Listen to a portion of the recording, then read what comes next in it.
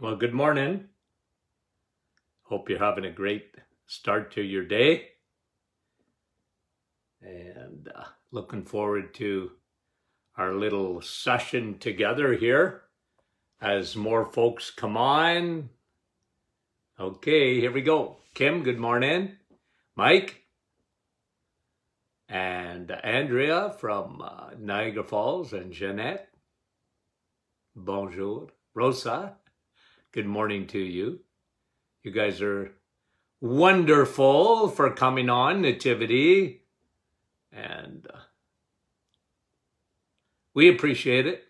Annette from Nouveau Brunswick, and Lori Lee, good morning. And Jerry from Nouveau Brunswick. Jerry, our Habs are in trouble. Keith, good morning to you. Zihen, hope you're well. Linda from Nouveau Brunswick. Lot, St. Jude from Quebec, another Linda. And Wendy and Bruno. Good to have you on, guys. We're going to look at a couple of things. I want to finish up a little bit on DHA. We talked about it yesterday. Chantal, how are you? Hope you're better. And hold on, I missed somebody there. Is it Donna? Yeah, I think so. Yeah. Nellie? Morris? You guys are great. Thanks again for coming on. We appreciate it. I'll come on afterwards and say hello to the rest. Appreciate your feedback. We appreciate our private Facebook group. Okay, a couple of things. Let me finish up on this morning. We are going to look at a concern that you probably haven't heard of, but I flagged it the other day. But let me just finish up on the omega-3, okay? So this was from the University of Ohio State. A couple of studies came out, and the other one in Science Daily.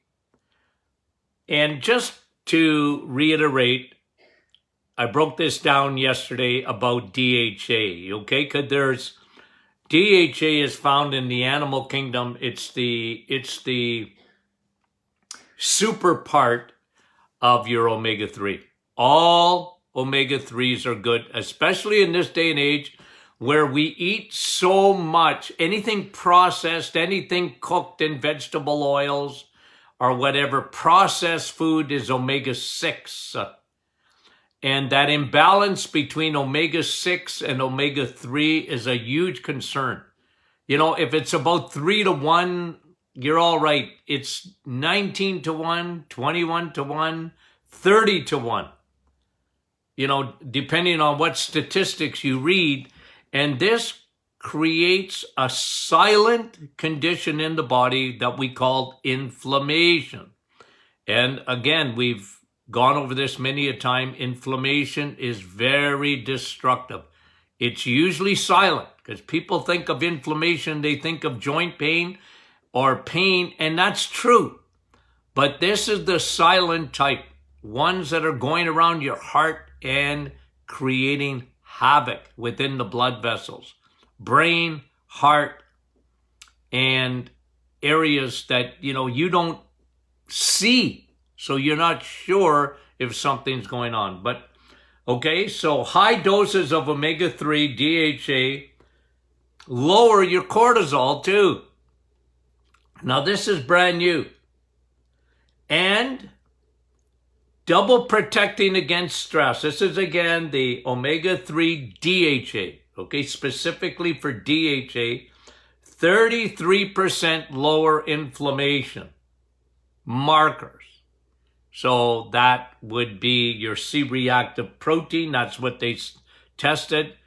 And when you're taking DHA, it is so good for you.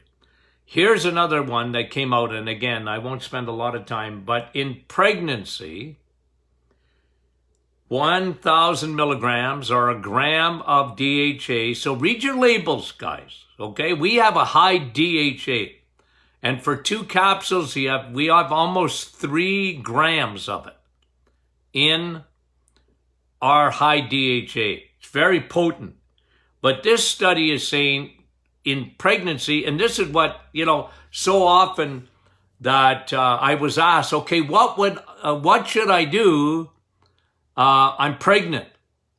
Well, for you and the baby, I had my look, you do the prenatals and all that, of course.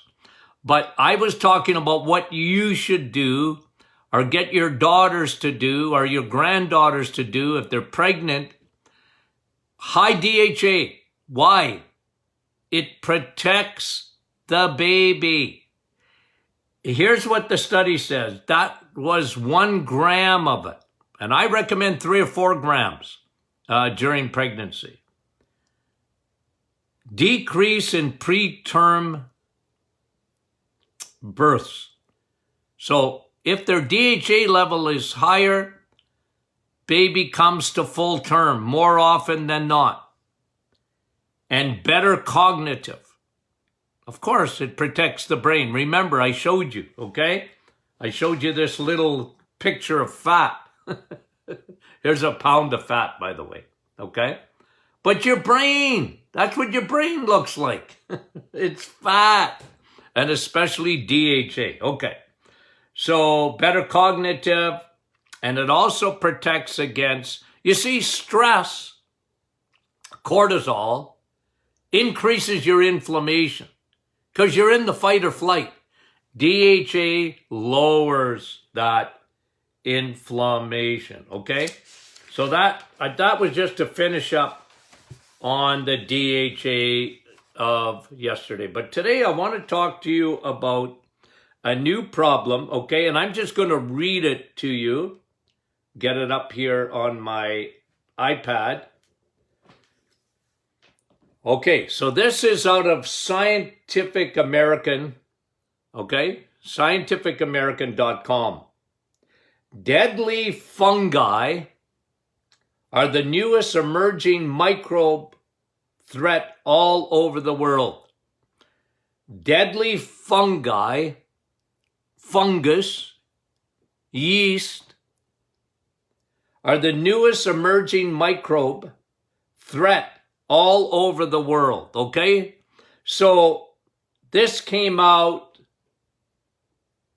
I saw it on the weekend in scientificamerican.com.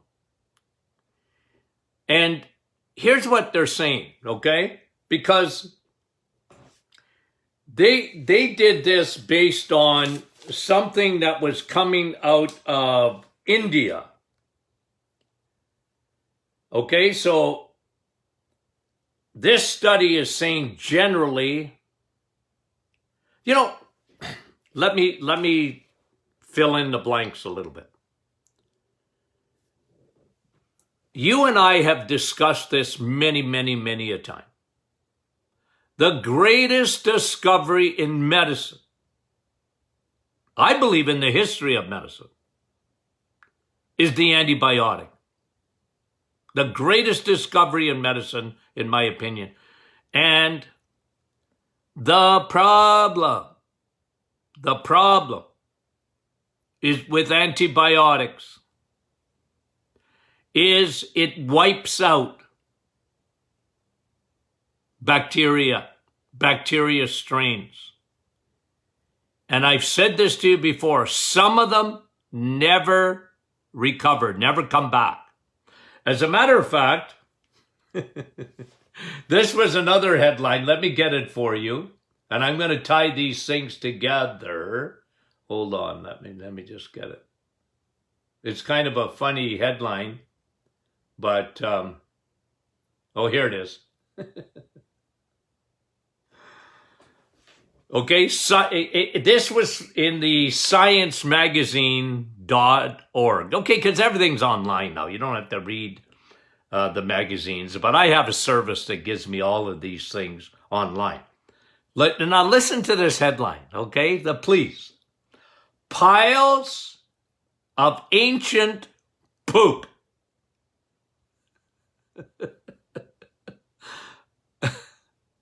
Now, you guys, sometimes you're a little bit hard on me because some people get uptight if I use the word poop. I don't know why. But no, but seriously, like, I know my vocabulary is limited, but even the Science magazine okay, piles of ancient poop reveal extinction event in human gut bacteria. You know what they're saying? They analyzed 1,000-year-old poop. And they found there were bacteria 1,000 years ago, strains of bacteria 1,000 years ago, that we're not finding anymore.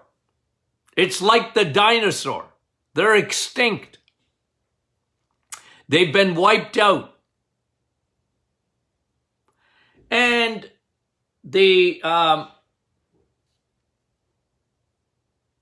okay, so after studying, let me just read a little bit of the article. After studying ancient poop, researchers determined that over the past millennium, 1,000 years, the human gut has experienced an extinction event, losing dozens of species and becoming significantly less diverse. Okay. One more about poop. I got to show you this again. I meant to put the picture up yesterday. Okay, now this is upside down.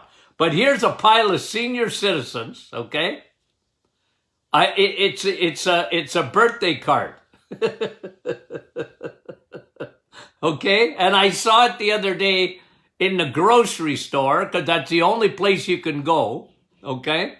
And I said, I gotta get this card because it says, we pooped today. Okay. Oh, I'm telling you. You win a prize when you poop. No. Okay. So they analyzed poop, and I'm going to bring this together, okay? I promise. They analyzed poop, 1,000-year-old poop. I don't know where they found it. I didn't ask too many questions. And they found out there's an extinction of, dozen or so bacterial strains that no longer exist. And they didn't, as far as I read in that article, they didn't say why, but I'm going to tell you why. Okay? I'm going to tell you why. And I'm going to tell you that if you read the other, these two are connected, so let me get it. Okay? Deadly fungi are the newest emerging microbe threat all over the world. So that's the other one in Scientific American. Well, what's the connection? And if you've been with me over the years, I think you're already thinking. So, with the advent of antibiotics, saved millions of people's lives, a wonderful thing. Still is. Still is. Now, for years, I've been saying that the double-edged sword of antibiotics is what it does to the microbiome. It wipes out 5 days, it wipes out all bacteria in the body. Now you need to replenish that. And remember what I've taught you in the past, and I will repeat. The gut, when you get on a scale, take 3 pounds off. Because you got 3 pounds of bacteria, or at least you should have. And the more diverse your bacteria is, the healthier you are. Because again, I show you, you have the healthy army, bacteria that's on your side, you can't live without them. They help digest your food. One of their biggest things that they do is they keep the bad guys down. Because you're always going to be surrounded by bacteria. If you think there's never going to be another virus, or we get rid of this one, it's all over, game's over, we win. No, not true.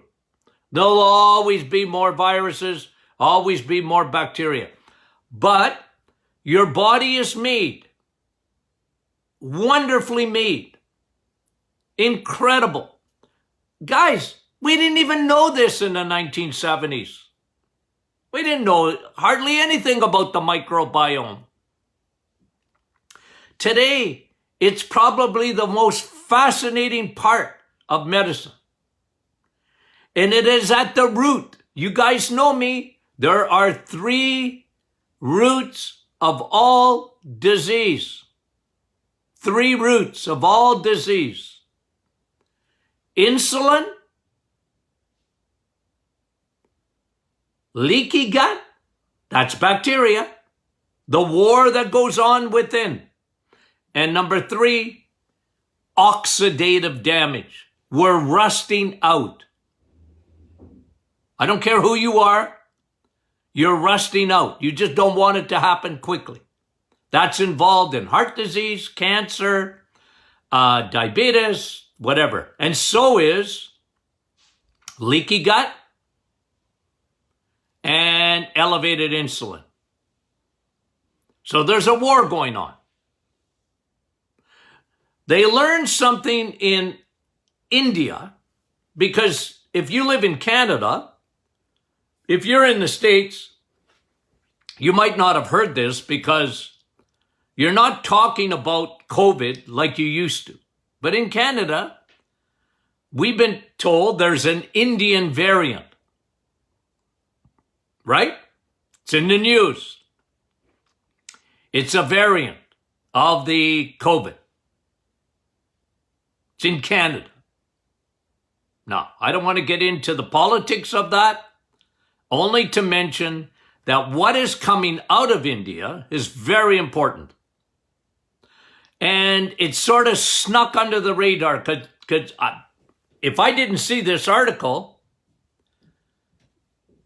it's nowhere in the news. But one of the things they found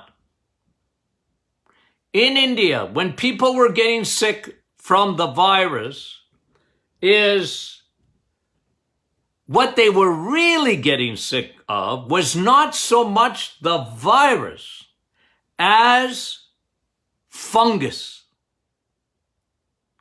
It's fungus that gets into the lungs.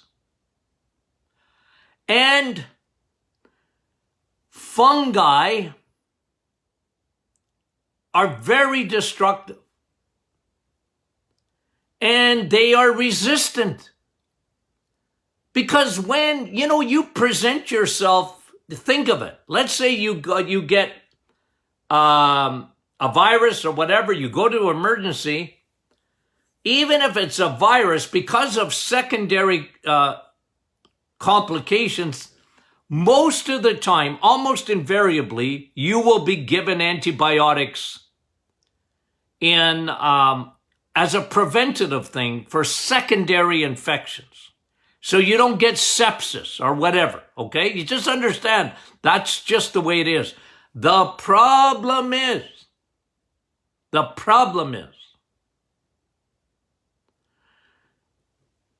you're developing a yeast infection, a fungal infection. And the antibiotics actually make it worse. Because they wipe out bacteria that keep your fungi down. You see, you have certain strains, okay? When we built our probiotic, there's a reason that we put certain strains. There's a multi-strain. Different strains do different things. And there's certain strains that fight fungi, that keep yeast down in your body. Now, a little bit of yeast in your gut is normal. And when you have that diverse microbiome, your body is well. But when you wipe it out, or you have way too much bad bacteria because either, look, antibiotics again, don't come after me. It's not that I don't like them. If you need an antibiotic, you take an antibiotic. But you guys understand this, that there is an extinction that takes place of bacteria that you need. And sometime before the advent of probiotics. Now, there's probiotics in food and this and that because of fermented food and all this and that. But when you get a broad spectrum probiotic, you can replace the extinction that took place even compared to 1,000 years ago. Strains. And it's that this is what this is saying is what I've talked to you about in the past with leaky gut.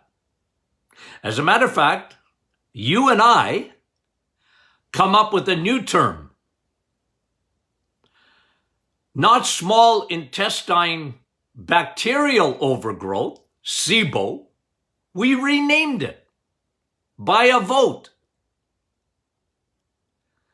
And we renamed it SIFO, small intestine fungal overgrowth, fungus overgrowth. Now, I want to show you something. And again, you'll read this upside down, but it says the fungus link, okay? Now, this is written by a Doug Kaufman. Very, very smart guy in Dallas, Texas. And I was on his TV show. At least 30 years ago. Now he does, I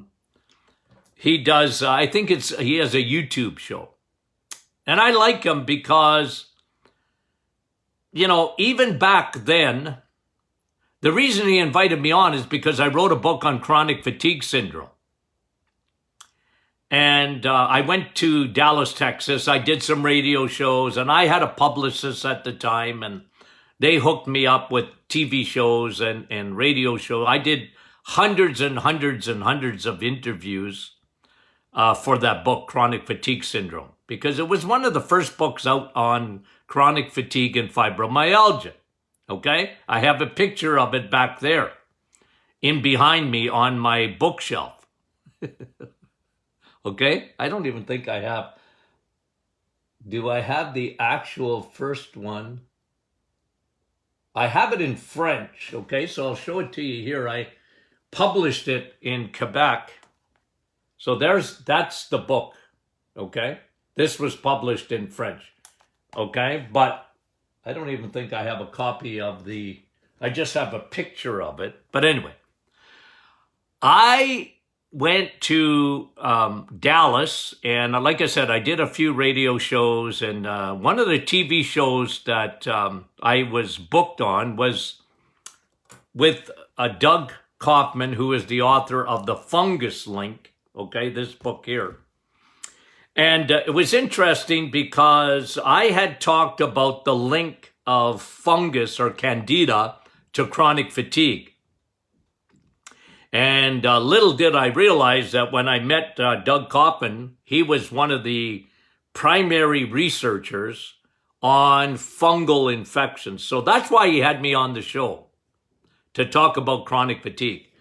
By the way, there was a fella there, and I probably told you this story before, but a Dr. Simoninsi, an Italian oncologist.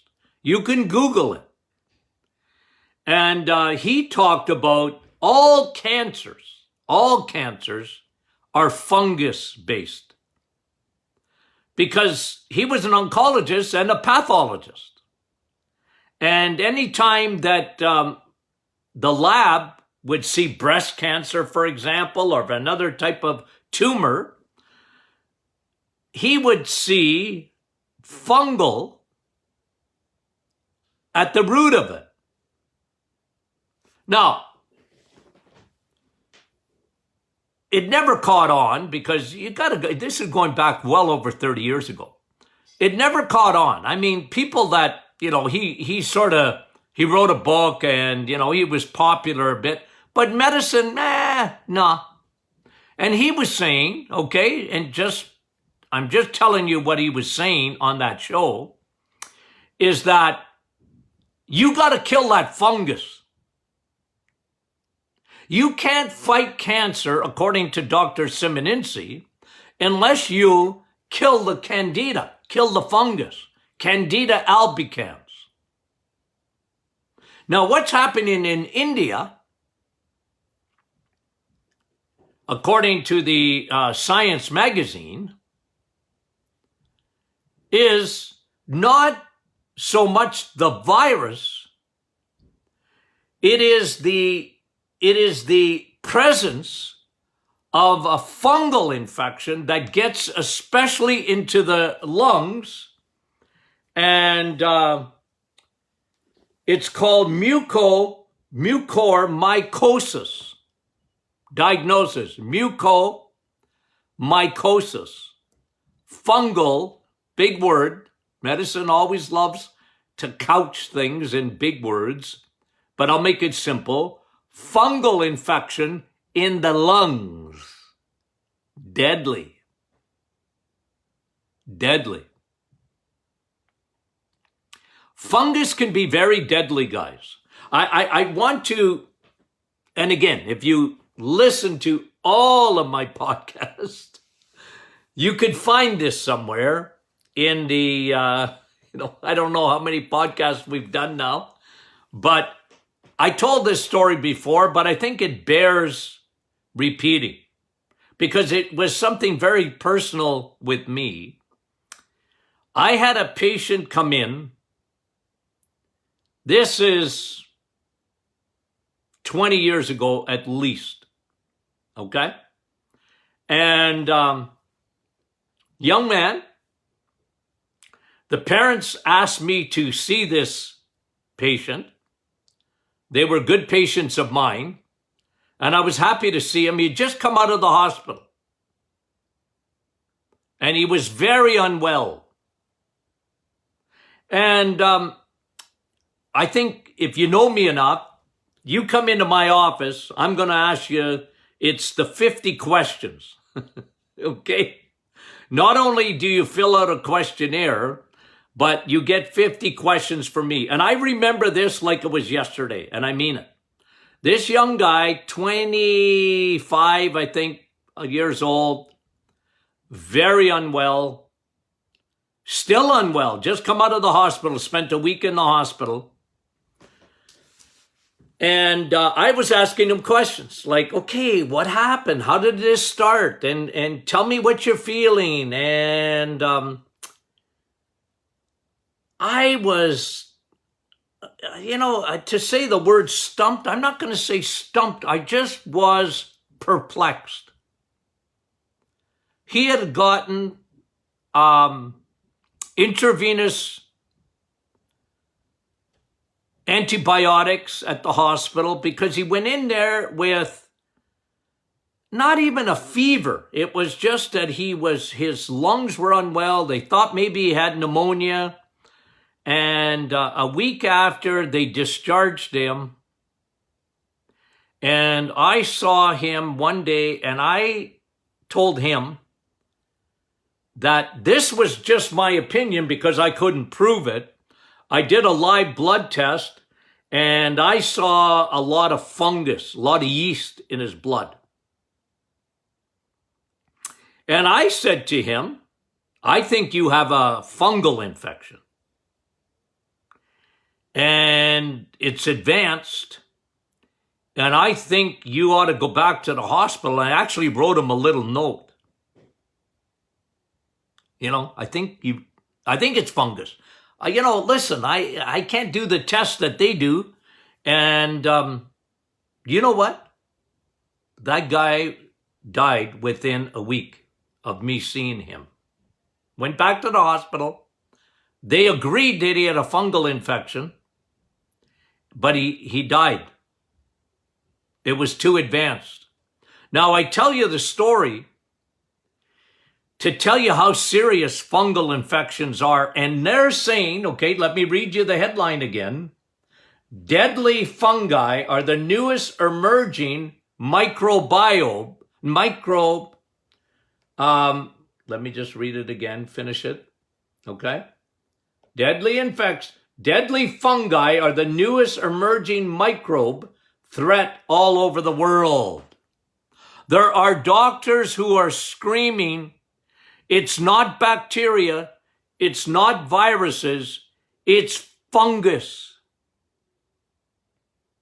And they can be deadly. They're getting into people's lungs. They're causing cancer. Yeast outside your body, what does it do? Oh, you can make bread rise. Inside your body, what do you think it does? Not good. Makes things grow. And the problem is, we don't have enough bacteria in our bodies on our side, the good bacteria, to go after fungi. We're susceptible. And doctors in their training, I'm going to just tell you that, I often was told this by patients who said, Dr. Martin says I have a fungal infection. I have a yeast infection. Well, you can't have a yeast infection because if fungus ever got into your blood, it would kill you immediately. No, it doesn't. Now, it can be very dangerous, but it doesn't kill you immediately. And so it's something that it sort of got years ago, Candida albicans, the medical word. And there's other candidas, by the way. One of the deadly ones is Candida aureus. But it doesn't matter. What matters is where it's coming from. We don't have the bacteria, the good army, like we used to. One of the reasons is antibiotics.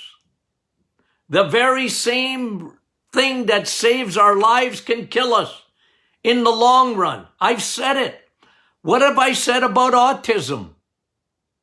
I even wrote about it in our new book, The Reset. Autism, what is it? Why is there so much autism today compared to what there used to be? I'm telling you, look at my bookshelves. When you see a book coming out of the 1970s, you're not going to read about autism under A. What? It's an epidemic today, and I don't use that word lightly. Autism is an epidemic today. Why is that? I'm 100% convinced. It's the overuse of antibiotics, number one. Now, there's other reasons, but that's the number one reason. Baby in the placenta or in early life, treating ear infections, which are 99% viral, with antibiotics. The baby got better. Yeah, but the baby would have got better anyway. You're better to treat and get the pressure out of the ears and give them a painkiller temporarily, but not an antibiotic, because bacteria are smart. They resist. That's why we have so many superbugs today. You know what the biggest problem is? Where is the most dangerous place in the world to be? In south side of Chicago? No. your local hospital. Because you could pick up very easily, and I know a lot of patients that have over the years, C. difficile. You find C. difficile, a resistant infection, in a hospital. Now, I'm not telling you not to go to the hospital, please. Don't come after me for that. I'm just telling you facts. So you have resistant superbugs, but you know what this article is saying? Those are nothing, baby, compared to the resistant fungi. And like I've told you, autism,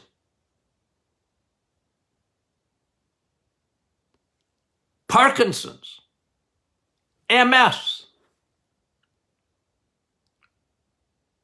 the double-edged sword.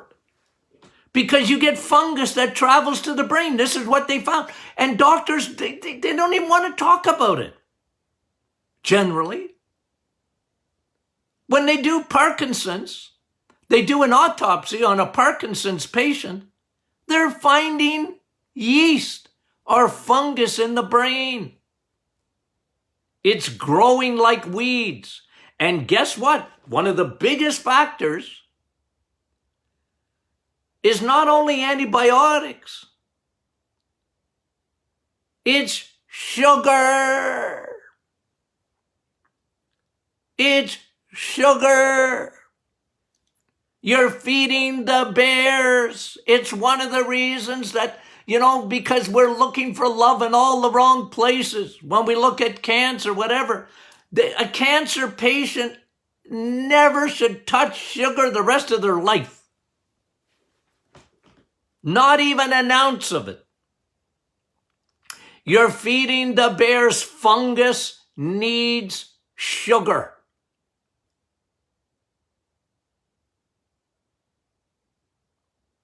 It needs sugar. It hates steak. I got to write that book, I'm telling you.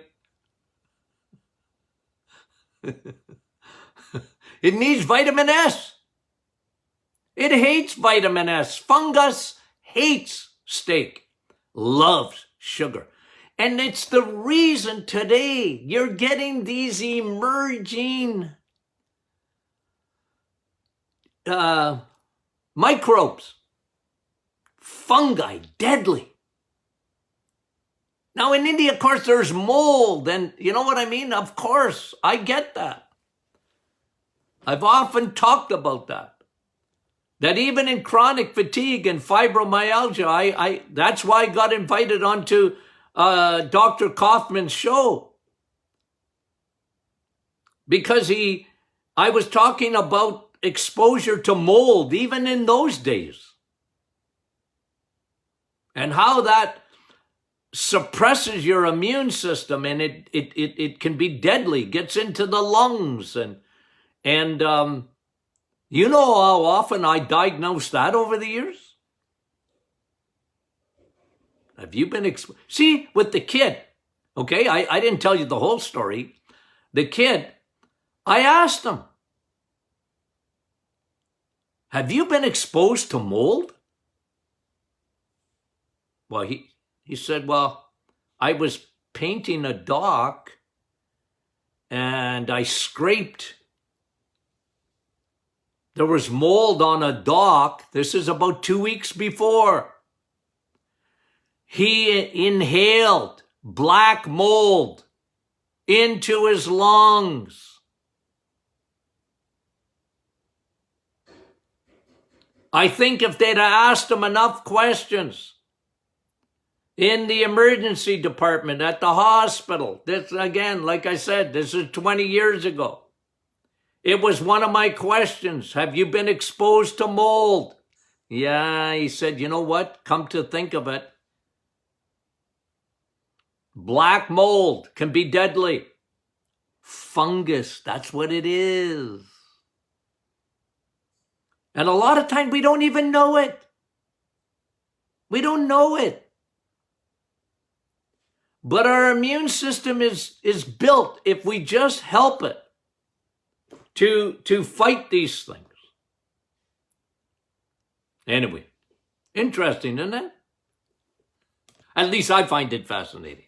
Okay, gone a little bit over time today. Thank you again, guys, for your attention. We appreciate it. Again, just a little bit, thank you for making the Reset, the book. If you haven't got that book, get it. It's big seller, and we appreciate it. Thank you very much. And Martin Clinic Facebook group, thank you. Thank you. We appreciate that. And you can join, get your friends and family to join. Friday, question and answer Friday, okay? We appreciate you guys. Thank you for watching. We appreciate it big time. Okay, love you guys. Talk to you soon.